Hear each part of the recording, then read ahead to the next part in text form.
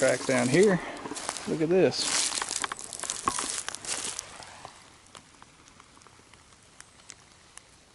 Possum tracks.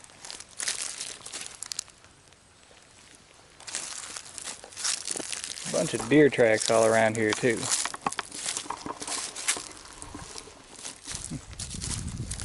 Well, hey everybody, welcome back. So me and the beautiful and lovely Miss Janta tried to get out and get our fishing licenses this morning because it's a nice day. It actually feels like spring out here. And we wanted to hit up the lake for a little while, but everybody's computer system was down.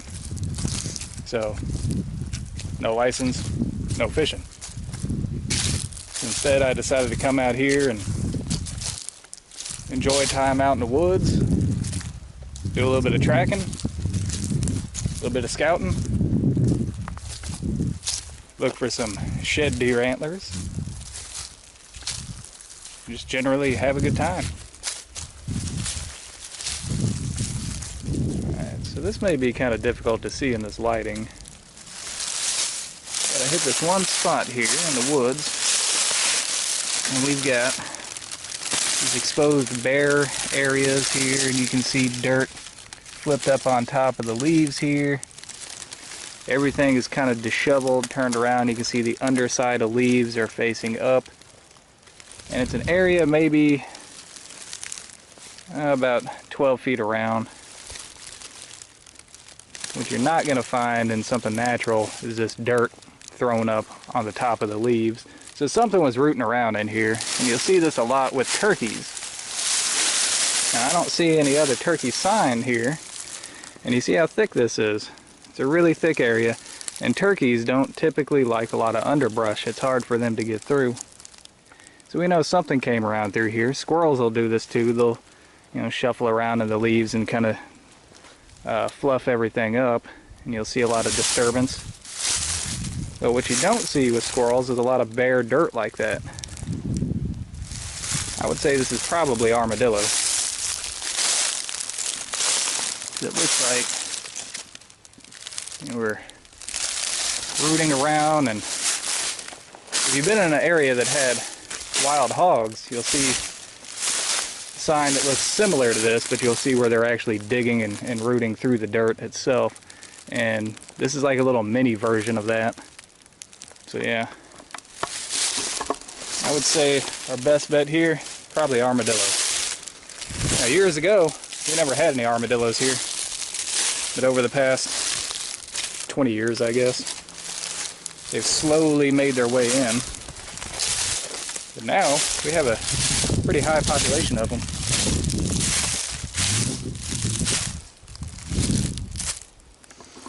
And you can see in areas like this, everything is real compressed and compacted here in the middle of this trail, as opposed to everything on either side, which has a little bit of natural loft to it. This is sunk in. These leaves, look at how crimped up those are. Little creases and cracks all through here. You don't see nearly as much of that around either side of this trail. This is a really good indicator that this trail is still very active. Even if you don't see actual tracks, this ground is really hard. It's not going to hold a whole lot of imprints. But the crimping and the creasing on these leaves, I mean, look at how shredded these are. That's not going to lie to you. Something with a sizable foot, like a deer, has been up and down here many times.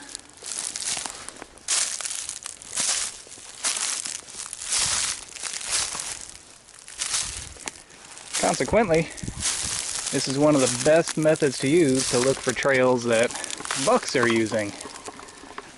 So just about anybody can identify a deer trail pretty easily. All right, you're going to have a lot of sign on that trail. But the thing is, larger bucks are more loners. They stick to themselves. So if you look off of those main trails, anywhere from 25 to 50, sometimes even 100 yards away, downwind of the main trail, you'll usually find a buck trail that looks something like this.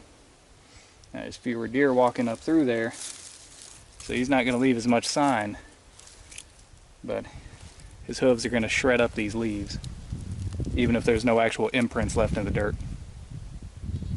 That's a trail that you want to hunt if you're into the antler game.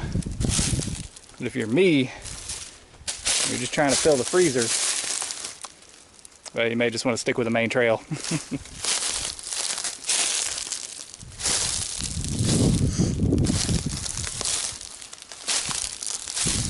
Hey, every now and then, nice to get that big buck.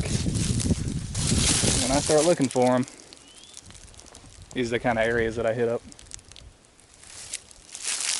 The buck trails. And here we've got a real thick area. It's probably a bedding area. Now here we have open hardwoods. Down here behind me we have, it's a really thick area with underbrush, but it's a mainly open CRP field. So this area right through here, it's not surprising that we've got a really nice trail coming right through the middle of all this. See, a big buck doesn't have to actually see out into a field to know what's out there. He can use his nose for that.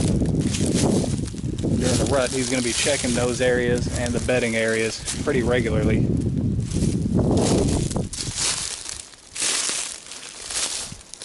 But as long as he can smell what does are out there or what other bucks are out there, he's good to go. He doesn't have to actually go out there himself.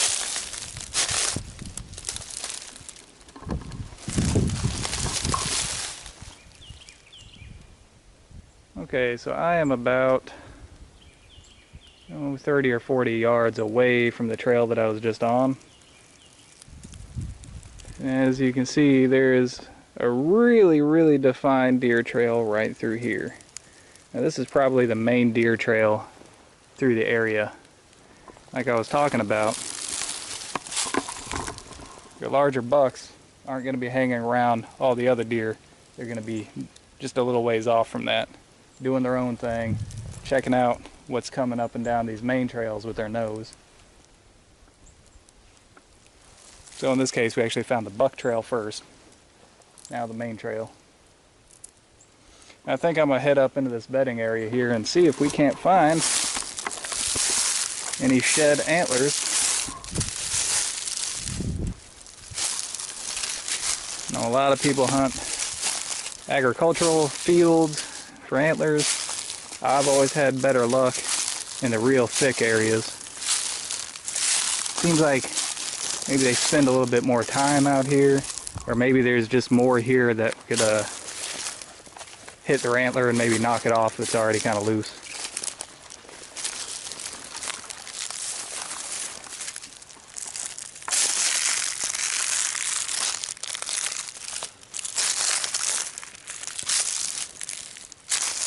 Quite a few deer tracks in here, and a very defined trail. That's a pretty nice rub. That's a good sign. Maybe we're onto something.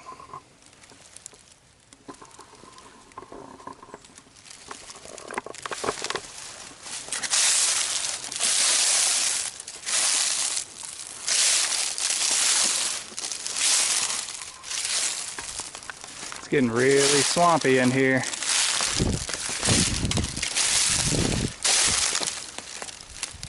This is the area that all the deer run to after you hit them. This is their safety zone. And they have good reason to feel safe back here, and it's because it's just about impossible to get through this mess.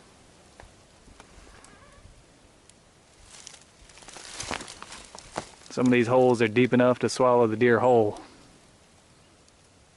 I can't tell you how many blood trails I've been on that led through this area.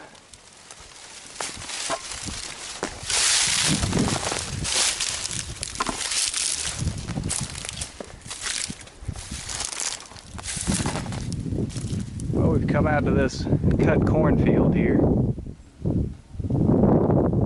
And blocking my path is this creek. Now, years ago, there used to be a spot somewhere up here where you could cross this. I'm going to see if it's still there.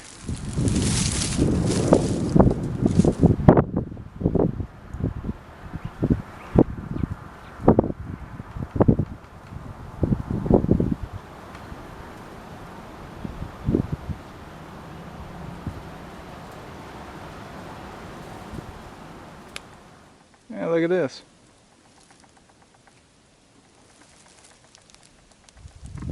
So this must be a old bridge. I can see some old bricks down there. These look like they used to be telephone poles. There's some boards going across here. I guess it used to be pretty nice.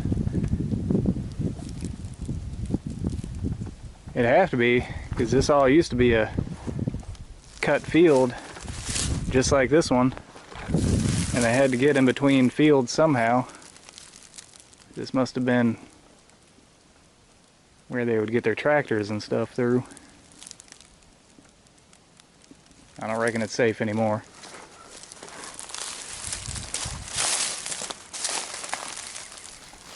Alright, so I walked around all these woods all afternoon and I did not find any shed deer antlers. But that's pretty much par for the course. I think I've only found one in all the years that I've lived out here. Anyhow, I've been getting a lot of comments from people wondering where I've been. Let me pull up some real quick. I know it won't take me too long to find them. Yeah, like Michael Williams says, "Wiggy, you all right, brother?" Yeah, Michael, I'm all right. And Gordon Guytek, either Guytek or Gietek, G-I-E-T-E-K, says, "Where have you gone, Wiggy? We need you, buddy. We need some more instructional videos on how we should all behave and go about our lives. Now, I really mean it when I say that. You're a solid dude, no flair, just an American." Well, thank you, Gordon. I appreciate that. And the answer to where I've been is work. Now, back in August, I took a new job as the emergency management director for our county. It's a really big job, and it's a prestigious title, and I've got about a half dozen other prestigious titles to go along with it, like floodplain manager, tracking team commander, Title II coordinator, Title VI coordinator. There's a bunch of them. But anyhow, that's what I've been doing, and it's taken up most of my free time. I don't have much in the way of free time anymore because I've been working anywhere from 40 to 60 hours a week, and sometimes 6 or 7 days a week. But hey, you know, you might be thinking, at least you're making the big bucks now, right? Wrong. Now, this is all public record, so I don't need to be shy about saying it. I do all this work for the low, low price of $24,000 a year. That's right. And that is less than a lot of your entry-level positions with the county. So you might be wondering how they get away with doing that. I mean, it's a pretty big job, right? I mean, you deal with hazmat situations, search and rescue situations, natural and man-made disasters, pretty much everything from tornadoes to terrorism, right? Yeah, I do. But it's still considered here a part-time job. Now, to understand that, you got to go way back, well, not too far back, about several years back. The EMA director was also the 911 director. And the 911 director got paid through 911 through the state. EMA was just tacked onto that since they were already going to be in the office and already doing a lot of similar things. The county just threw another, I think it was about $18,000 at them to take care of all these other jobs that needed to be done. But then whenever that director left, they separated 911 from EMA. Now, it was a pretty good deal for 911 because now all they have to deal with is 911. But now EMA is stuck dealing with all these other jobs with very little compensation to help you out to do it. So ever since then, as an agency, EMA here in the county has really struggled to stand on its own 2 feet. Now the previous director did everything that he could to kind of correct that and get it on a sustainable path. He got the pay raise from $18,000 a year to the current $24,000 a year, but he had too many other prospects that just paid a whole lot more money, and he didn't need all this stress, right? He could go off and do something else that was a lot more lucrative, and that made more sense for him and how he provided for his family, so he went off and did that. So I kind of fell into the position because I was already volunteering with EMA through the tracking team, which I'm in charge of now, and I was already working pretty close with EMA through 911. I was a part-time 911 dispatcher. So since I was already working part-time, it made sense. I'd just go, do another part-time job for the same amount of pay. But even for 30 hours a week, that's still fairly low pay for salary, because, even though I'm working 40 and 60 hours a week here, I'm not getting paid overtime for that. It's not. I get paid the same whether I work 20 hours a week or whether I work 60 hours a week. So it's been kind of disheartening whenever, you put a lot of work in and you don't see it reflected in your compensation. But that's exactly what I've been dealing with here.